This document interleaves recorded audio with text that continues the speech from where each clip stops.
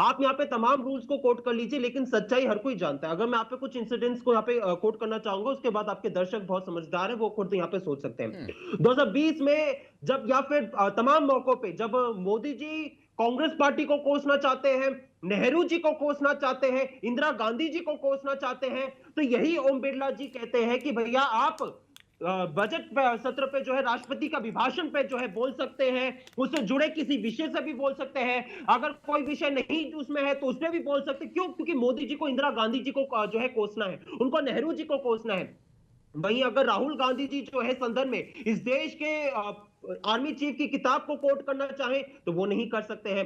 आपने एक सवाल पूछा बीजेपी के प्रवक्ता से कि क्या निशिकांत दुबे को अलाउड है तमाम बुक्स को कोट करने का, अनपार्लियामेंट्री वर्ड्स को बोलने का, तो उसका जवाब वो नहीं दे पाए। और अगर मैं आप पे एक और इंसिडेंट गिनाऊं, राहुल गांधी जी जब नरवानी जी की किताब को कोट कर रहे हैं, ना केवल उनके माइक को म्यूट किया गया, बल्कि संसद की फुटेज को 5 बार जो है म्यूट किया गया। ठीक है अंशुल, और एक आपने ना आखिरी चीज अपनी मैं लंबी चौड़ी बात को पूरी खत्म बात रख करना दी। अब चाहूंगा। आपसे कुछ सवाल मैं फिर से आ रहा हूं, मतलब आपको पता है कि ये जो आप मोशन लेकर के आ रहे हैं अविश्वास प्रस्ताव, ये स्टैंड कहीं नहीं करता है फिर भी। नहीं देखिए, इस नहीं देखिए, हम लोग चाहते हैं कि इस देश में तमाम जो है चेक्स एंड बैलेंसेस हो, और हम जानते हैं कि समय पे जो है सरकार के पास जो है चेक्स एंड बैलेंस में वो सोचते हैं कि उनके पास कोई चेक्स बैलेंस नहीं है, वो कुछ भी करना चाहेंगे और वो कुछ भी करते रहेंगे, लेकिन ये सच्चाई नहीं है। अगर मैं आपको बताऊं, अभी कल आजकल की एक खबर है कि जो प्रधानमंत्री कार्यालय, उन्होंने लोकसभा सेक्रेटेरिएट को कहा है कि आप पीएम के फंड पे जो है सवाल मत लीजिएगा। ये पीएम अब डिसाइड करेगा कि लोकसभा में कौन से सवाल होंगे, कौन से सवाल नहीं होंगे। आप पीएम के फंड पे जो है इस 1 पर मैं बिलियन जवाब ले डॉलर की लूंगा आप श्रीनिवास जी से। अंशवत्स में वापस आ रहा हूं आपके पास। एक तो आपके पास बहुमत नहीं है, लेकिन सुर्खियों में, खबरों में बना रहना है, और सरकार से जब आप जवाब मांगते हैं तो जवाब सुनना भी होता है ना अंशवत्स। जब राज्यसभा में आए तो पीएम नहीं, मोदी हमने वॉकआउट कर नहीं, दिया, हमने आपने कब जवाब नहीं सुना?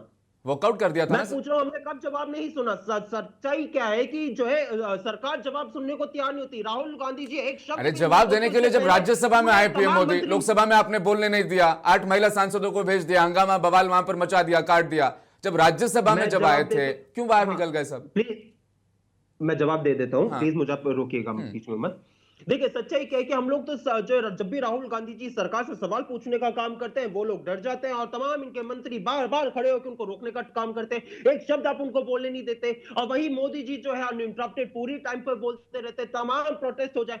अभी यहाँ पे जो है बीजेपी के प्रवक्ता बड़ा यहाँ पे जो है बताने कौन से सिनारियो करने का काम कर रहे थे। एक इनके एनडीए के एक और सांसद टीडीपी के, उन्होंने एक दूसरे चैनल पे कहा था, वो तमाम वायरल हुआ था कि उनको दांत से काट सकती थी महिला सांसद। आप क्या बात कर रहे हो? क्योंकि आप एक विरोध से डर जाते हैं। अरे ये वही प्रधानमंत्री जो ट्रंप की धमकी से डर जाते हैं, ये वही प्रधानमंत्री जिनको 56 इंच की छाती की बड़ी नहीं गद्दी ठीक जो है पड़ी अंश, जाती है, अब बड़ा अब ना टीका आपने लगाया बहुत जाता लंबा है, लेकिन समय आप भी लिया महिला है और सांसदों अपनी के सारी विरोध से बातें डर रखी जाते है। हैं। ये अब दरअसल सच्चाई मेरे है। कुछ सवाल है जो मैं पूछना चाहता हूं, जाहिर तौर पर जब सरकार जवाब देती है, आप बिलीव भी तो नहीं करते हैं ना सीज फायर को लेकर के आप रणदीप जायसवाल के बयान को कंसिडर करते हैं, ना हमारे डीजीएमओ के बयान को कंसिडर करते हैं, सिर्फ वहां फोकस करते हैं। यूएस ट्रेड डील पर जवाब देने पीएम मोदी आए थे राज्यसभा में, आप वॉकआउट कर गए।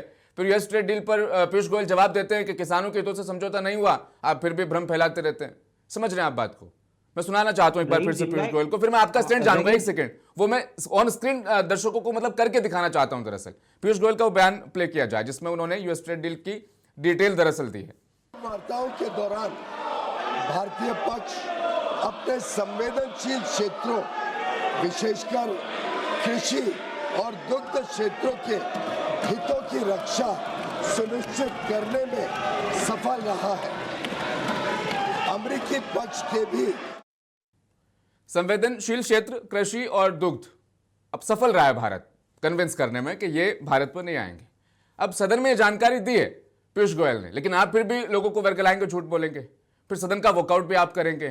फिर सदन में अभी बहुत बड़ा मुद्दा पश्चिम बंगाल का चल रहा है। ममता बनर्जी एसआईआर पर बात करना चाहती है, अखिलेश यादव की पार्टी अपने मुद्दों पर बात करना चाहती है, लेकिन आपको सदन एडजर्न करवाना है, ना उनके जवाबों से सहमति मिलानी है। फिर आप कहो कि वो हमसे क्यों नहीं सहमति मिलाते हैं, फिर चीजें सारी डिसबैलेंस हो जाती है ना अंशवत सारी। रहीम जी, मैं कह रहा हूं कि चलो मान लेते हैं कि भैया हमने लोकसभा में मोदी जी को जो है रोकने की कोशिश की, वैसा ऐसा सच नहीं है। हम उनसे सर सवाल पूछना चाह रहे थे, उनके सामने विरोध करना चाह रहे थे, लेकिन चलो मान लेते बीजेपी कह रही है कि हमने जो है लोकसभा में उनको जवाब नहीं देने दिया।